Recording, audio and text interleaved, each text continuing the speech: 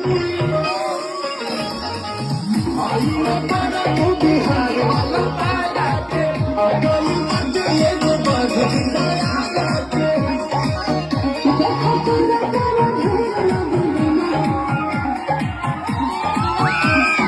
जी हाँ गाइस, स्वागत है आपका हमारे YouTube चैनल दाल भात भोजपुरी पे। और आज हम बात करने वाले हैं पावर स्टार पवन सिंह के अपकमिंग बॉलीवुड सॉन्ग को लेकर, क्योंकि कल ये एक गाना आ रहा है 3 जून को सुबह में एक गाना आ रहा है जिसका नाम है जिला जवार, जो कि बबुआन 2 के नाम से। आपको पता है कि बबुआन जो सॉन्ग आया था वो बहुत ही सुपर डुपर हिट गया था, ठीक उसी प्रकार का एक और गाना आने वाला है जिला जवार।